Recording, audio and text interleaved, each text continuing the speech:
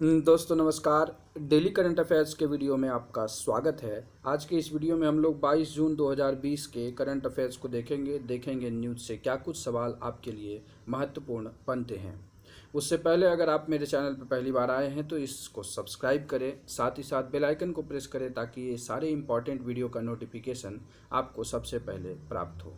Video को अंत तक देखिएगा। वीडियो के अंत में आपके लिए सवाल भी रखा गया है। पहला सवाल देखते हैं, हाल ही में दुनिया की पहली डिजिटल रथ यात्रा कौन निकालेगा? क्या ये जगन्नाथ मंदिर है, इस्कॉन मंदिर बंगाल है, काशी विश्वनाथ मंदिर है या कोई नहीं? सही उत्तर है दोस्तों, इस्कॉन मंदिर जो बंगाल में अवस्थित है उसने ऐसा करने का निर्णय लिया है। क्या क्या कुछ उसमें फैसिलिटी होगी? सबसे पहले यह कहा गया है कोविड-19 महामारी के मद्देनज़र यह कदम उठाया गया है और ऑनलाइन रजिस्ट्रेशन जो कि बिल्कुल फ्री होगा, मतलब कि ऑनलाइन इस पर रजिस्टर आप कर सकते हैं जो कि बिल्कुल फ्री है। और जब आप उसमें रजिस्ट्रेशन करेंगे तो आपको एक जजमान कोड दिया जाएगा, जिस कोड के तहत उसमें टाइमिंग और आपका सब कुछ लिखा रहेगा और आप इस रथ यात्रा में भाग ले सकेंगे। जो इसको नहीं रजिस्टर कर पाएंगे वो यूट्यूब या उसके तहत भी उसमें शामिल हो सकते हैं, लेकिन उनका समय नहीं होगा, वो किसी भी समय शामिल हो सकते हैं। और ये जो कोलकाता में जो है इस मायापुर में ये इस्कॉन मंदिर है जहाँ पर यह डिजिटल यात्रा निकाली जाएगी। और ये है, देखिए आप यहाँ पर इस्कॉन मंदिर बंगाल का चित्र भी दिया हुआ है। चलिए देखते हैं दूसरा सवाल, राष्ट्रीय स्वयंसेवक संघ की स्थापना कब हुई? ये क्या है, अभी इसके संस्थापक के जो थे उनकी पुण्यतिथि मनाई गई है। तो सवाल क्या है कि करंट से पीछे जा कर के स्टैटिक भी पूछा जाता है, इसलिए मैं आपसे एकदम एग्जामिनेशन पॉइंट ऑफ व्यू के सवाल लेकर के आता हूँ। मेरा यह कतई मकसद नहीं है कि मैं वीडियो बनाऊँ मेरा व्यू हो जाए, मेरा यह मकसद है कि मैं वीडियो बनाऊँ और सवाल वहीं से आएँ। तो सवाल है कि आरएसएस राष्ट्रीय स्वयंसेवक संघ की स्थापना कब हुई? क्या 1922, 1923, 1924 या 1925 में? सही उत्तर है दोस्तों, 1925 में जो है आरएसएस की स्थापना हुई थी। आइए देखते हैं आरएसएस के बारे में कुछ जानकारी। इसकी स्थापना डॉक्टर केशव बलिराम हेडगेवर, जिनको कि केबी हेडगेवर के भी शॉर्टकट में नाम रखते हैं, तो हेडगेवार के नाम से भी जानते हैं। हर वर्ष जो है 21 जून को उनकी पुण्यतिथि मनाई जाती है। ये जो आरएसएस की स्थापना है महाराष्ट्र में की गई थी और इसका मुख्यालय अभी जो है नागपुर में अवस्थित है। वर्तमान में अध्यक्ष मोहन भागवत जी हैं। ये हैं आरएसएस के संस्थापक। कौन? डॉक्टर केशव बलिराम हेडगेवर, और ये आरएसएस का लोगो है। चलिए देखते हैं तीसरा सवाल, निम्नलिखित में से किस कंपनी ने कोविड-19 के इलाज का ड्रग विकसित किया है? अभी जो है किस कंपनी ने ऐसा दावा किया है और वो कर लिया गया है? क्या वो सिप्ला है, रनबैक्सी है, ग्लेनमार्क फार्मास्यूटिकल है या कोई नहीं? सही उत्तर है दोस्तों, ग्लेनमार्क फार्मास्यूटिकल ये जिसने यह दावा किया है कि वो उसने कोविड-19 के ड्रग को विकसित कर दिया है। लेकिन यह विकसित किया है, इसके बारे में देखते हैं क्या क्या है। देखिए यहाँ पर कहा गया है कि ग्लेनमार्क फार्मास्यूटिकल ने कोविड-19 के मामूली और मध्यम, देखिएगा यहाँ पर मामूली और मध्यम मतलब कि मॉडरेट लेवल तक का ही जो है उसमें पीड़ित मरीजों के लिए जो है एंटीवायरल दवा कौन सा फैविपिराविर को फैविफ्लू के ब्रांड के नाम से पेश किया है। मतलब ये फैविपिराविर उसका नाम है, लेकिन बाज़ार में आपको ये दोनों नाम दिखेंगे। यहाँ पर देखिए फैविपिराविर भी लिखा हुआ है और ये फैविफ्लू उसका शॉर्ट में नाम दिया है। इस नाम से पेशकश किया है। इसे जो है अभी भारतीय औषधि महानियंत्रक DGCI से जो है विनिर्माण और विपणन की अनुमति मिल गई है। इसमें क्या है कि ये 200 mg का दवाई है, लेकिन शुरू में जो है जब आप जाएंगे तो उसमें 1800 mg तक का डोज लिखा है, लेकिन उसके बाद जो है यह 800 mg मतलब कि 800 mg का 2 डोज रोज़ देना है 14 दिनों तक, जिससे कि मरीज़ ठीक हो जाएगा। तो ये एक बहुत बड़ी खोज कही जाएगी और जिससे कि पूरा विश्व परेशान है, और उसके लिए जो है अभी इस तरह के खोज हो गया है। और ये जो ग्लेनमार्क फार्मास्यूटिकल जो है ये इसकी मुंबई में जो हेडक्वार्टर है वहाँ पर जो है इस ड्रग की खोज की गई है। चौथा सवाल देखें, हाल ही में किसे राष्ट्रीय विज्ञान न्यास NSF का निदेशक नियुक्त किया गया है? क्या ये डॉक्टर सेतु रमन पंचनाथन है, डॉक्टर शिवम सोनेवाल हैं, डॉक्टर गोविंद शिवराम है या डॉक्टर सेतुरम शिवम है? सही उत्तर है दोस्तों, सेतुरमन पंचनाथन को जो है अभी NSF का निदेशक नियुक्त किया गया है। चर्चा में क्यों है इसको हम लोग देख लेते हैं।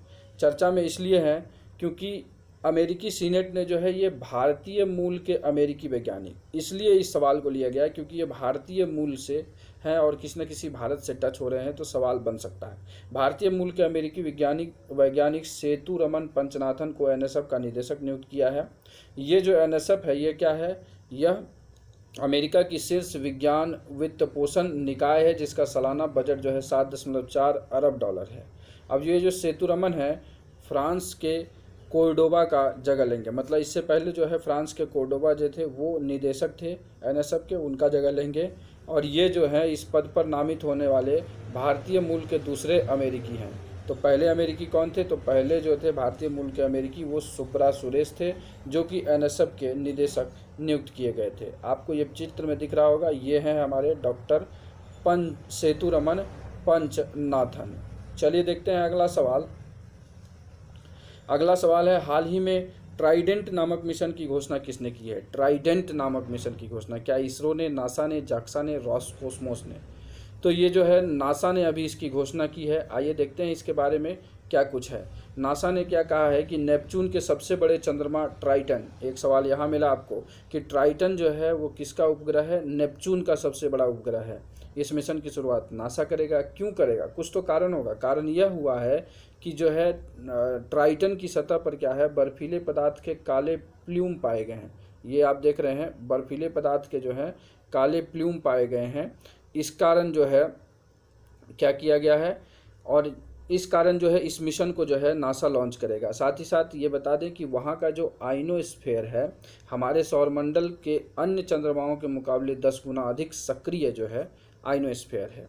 अब इसका नाम ट्राइडेंट क्यों पड़ा? प्राचीन में जो है रोम देवता नेपच्यून के त्रिशूल का नाम जो था, नाम पर इसका नाम ट्राइडेंट पड़ा। अगर आप देखेंगे ट्राइडेंट का मतलब ही होता है त्रिशूल। अगर आप हिंदी देखेंगे तो ट्राइडेंट का मतलब ही त्रिशूल होता है।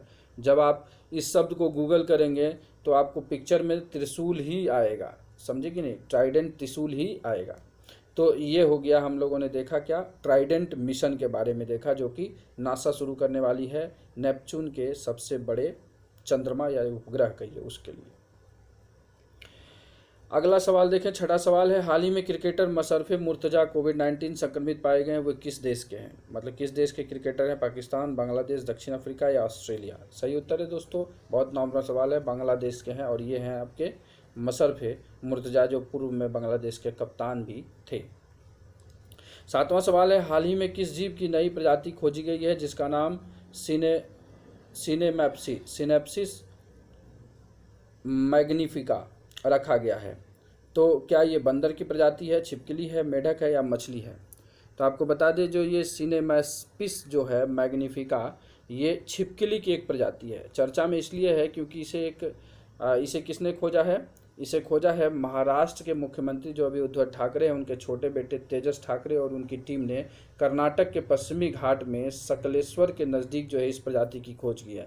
3 फैक्ट आपको इसमें है, तीनों फैक्ट याद रखेंगे।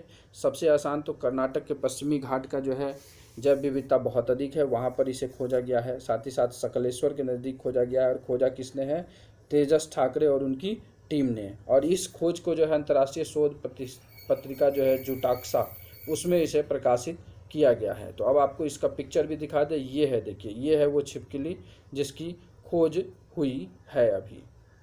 चलिए देखते हैं 8वां सवाल, मानव संसाधन मंत्रालय ने योग के एकीकरण को बढ़ावा देने के लिए किसके साथ मिलकर एक ऑनलाइन क्विज प्रतियोगिता शुरू की है? क्या ये एनसीईआरटी के साथ, गूगल के साथ, यूजीसी के साथ या शिक्षा परिषद के साथ?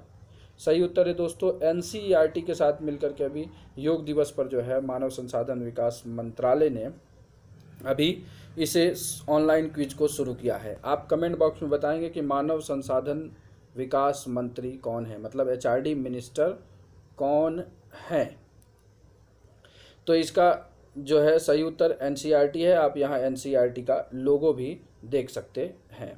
आगे चले 9वें सवाल पर, नेशनल टेस्टिंग एजेंसी ने अपने अभ्यास मोबाइल ऐप पर किस भाषा के फीचर को जोड़ा है? इससे पहले मैंने इसे कवर किया है जब नेशनल टेस्टिंग एजेंसी ने अपना ये अभ्यास ऐप लॉन्च किया था टेस्टिंग के लिए, जिसमें कि आईआईटी, जेईई, नीट और भी जो है टेस्ट ले सकते हैं। वहाँ पर क्या है, परीक्षार्थी जो हैं जो भी स्टूडेंट है वो अपना टेस्ट कंडक्ट कर सकते हैं। तो इसमें अभी कौन सा भाषा जोड़ दिया गया है, क्या वो हिंदी है, इंग्लिश है, बंगाली है या मराठी है?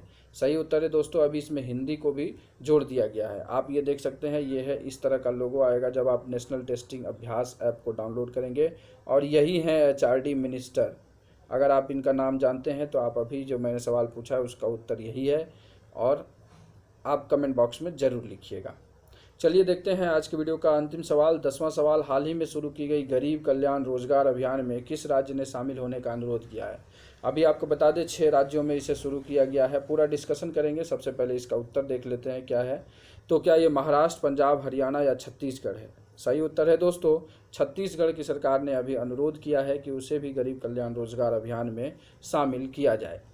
तो गरीब कल्याण रोजगार अभियान में तो अभी जो है बिहार के खगड़िया डिस्ट्रिक्ट से इसे किया गया था 6 राज्यों में। वो 6 राज्य कौन हैं आप कमेंट बॉक्स में मुझे बताएंगे, और ये 7वां राज्य इसमें बनेगा। कमेंट बॉक्स में आप बताइएगा वो 6 राज्य कौन है जहां पर गरीब कल्याण रोजगार अभियान शुरू किया गया है। तो ये हम लोगों ने देखा आज के वीडियो के 10 महत्वपूर्ण सवाल। अब कल के सवाल जो मैंने पूछा था, रूल ऑफ लॉ इंडेक्स में भारत को कौन सा स्थान प्राप्त हुआ? 66, 67, 68 या 69? तो इसका सही उत्तर है दोस्तों, भारत को जो है रूल ऑफ लॉ इंडेक्स में 69वां स्थान प्राप्त हुआ है। लगभग सभी लोगों ने इसका उत्तर जो है सही जवाब दिया था। और मैं फिर कहूँगा कि जो भी इसमें जवाब देते हैं, कमेंट करते हैं, पूरी जानकारी इसमें लिखिए। सभी आपसे क्या है सिर्फ ऑब्जेक्टिव आंसर लिख देते हैं, लेकिन नहीं, ऐसा मत करिए। आप पूरी जानकारी, पूरा डिटेल इसके बारे में लिखिए। तो चलिए अब देखते हैं आज का सवाल। आज का सवाल आपके लिए है, सत्यभामा पोर्टल की शुरुआत किस मंत्रालय ने की है? उद्योग मंत्रालय, ऊर्जा मंत्रालय, कोयला मंत्रालय, कृषि मंत्रालय? तो इसका उत्तर आप कमेंट बॉक्स में देंगे। अगर आपको यह वीडियो अच्छा लगा तो इसे लाइक करिए, साथ ही साथ अपने ग्रुप में शेयर करिए। जो भी ज़रूरतमंद है उसे भी बताइए। और अगर आप मेरे चैनल पर पहली बार आए हैं तो सब्सक्राइब भी ज़रूर करिएगा। अंत में thanks for watching this video.